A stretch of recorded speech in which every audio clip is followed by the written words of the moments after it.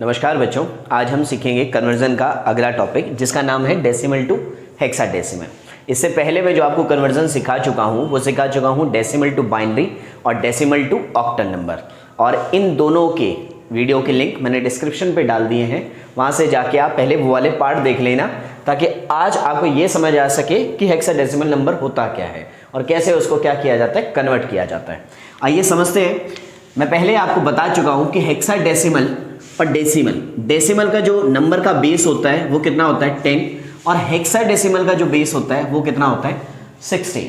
ठीक है, छोटी सी बात और बता दूं, हेक्साडेसिमल में आप 0 से लेकर 9 तक तो नंबर लिखते हैं, लेकिन आप 10 को इसमें ए लिखेंगे, 11 को आप बी लिखेंगे, 12 को आप सी लिखेंगे, 13 को आप डी लिखेंगे, 14 को आप ई लिखेंगे और 15 को आप क्या लिखेंगे, एफ लिखेंगे। ठीक है, क्योंकि इसमें 0 से लेकर 9 और 10 से लेकर 15 टोटल नंबर बने ये 16, इसलिए इसका बेस कितना होता है 16 होता है। मैं आपको पहले कह रहा हूँ, ये वीडियो अगर आप फर्स्ट टाइम देख रहे हैं तो इससे पहले आप 2 वीडियो और देख लें जिनके लिंक मैंने डिस्क्रिप्शन पे डाल दिए हैं वहाँ से, ताकि आज की बात आपको अच्छे से समझ आ जाए कि हमारा टॉपिक चल क्या रहा है। आज हम सीख रहे हैं कि कैसे किसी डेसिमल नंबर को हम हेक्साडेसिमल में कन्वर्ट करेंगे। चलिए उठाते हैं, बड़ा सिंपल सा नंबर उठाते हैं। मान लीजिए मैंने उठा दिया 32, ये है आपका डेसिमल में और हमने इसको बदलना है हेक्साडेसिमल में, यानी कि बेस किस में जाना है 16 में। मैं पहले ही बता चुका हूं, मैं आपको दोबारा बता रहा हूं, कभी भी आपने डेसिमल से किसी और बेस में जाना हो, किसी भी बेस में जाना हो, तो जिस भी बेस में जाना है उस बेस से क्या करना है, आपने डिवाइड करना है। तो यहां 32 को हम डिवाइड करेंगे 16 से।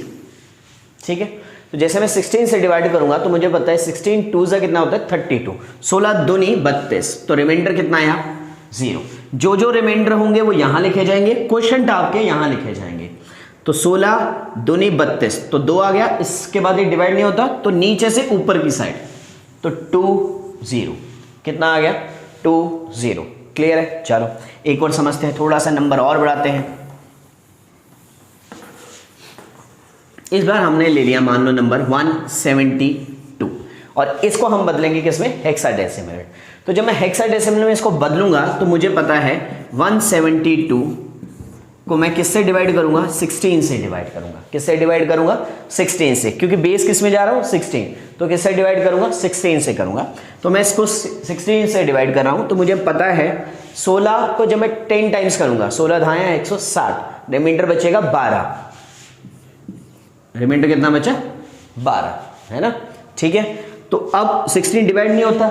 ठीक है, तो ना अब मैं इसको 10 और 12 नहीं लिखूंगा, मैं यहां पर इसको 10 और 12, कई बच्चे ऐसे जल्दबाजी में कि हाँ यही तो हमें आता है, यही तो आता है हमें, है ना, क्या कहेंगे, ठीक है डिवाइड नहीं होता, सर ने बताया था नीचे से कहाँ लिखना है, ऊपर की तरफ 1 0 1 2। तुमने सर की पूरी बात तो सुनी नहीं।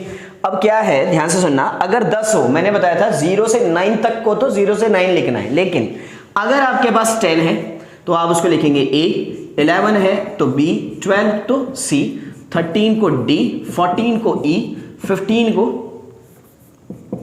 एफ। ठीक है, क्लियर है बात। तो यहां कितना है 10 को हमने लिखा ए, तो हम यहां 10 को क्या लिखेंगे ए, और ये क्या है 12 को क्या लिखेंगे हम सी। तो 172 डेसिमल को हमने किस में कन्वर्ट कर दिया, हेक्साडेसिमल में, जो कि क्या है ए सी। क्या है ए सी। चलिए आइए एक और करते हैं, एक क्वेश्चन और उठाते हैं इसी तरह का। मान लीजिए आपने डिवाइड किया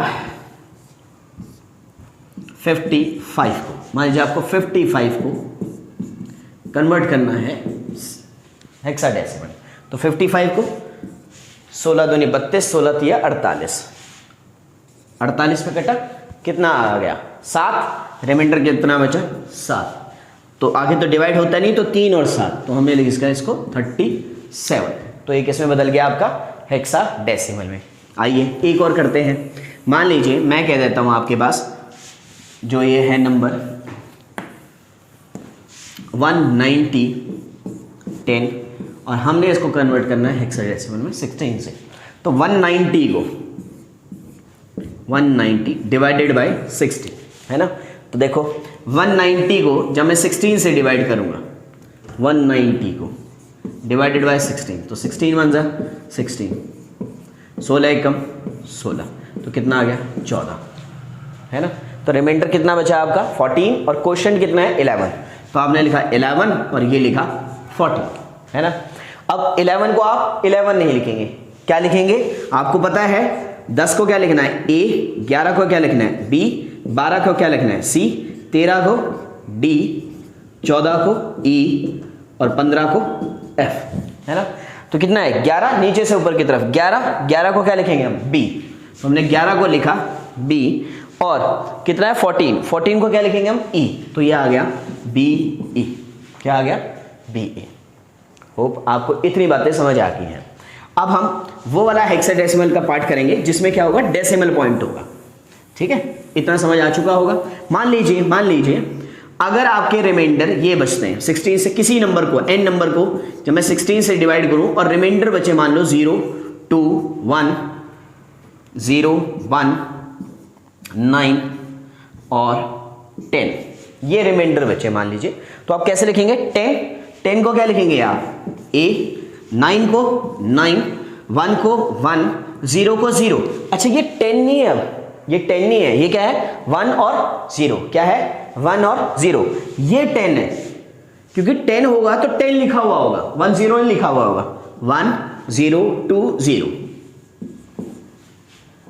क्लियर बात, चलिए आइए आगे बढ़ते हैं। अब हम कर रहे हैं कुछ डेसिमल पॉइंट को। मान लीजिए मैंने कहा 12.10, हमने इसको बदलना है हेक्साडेसिमल से।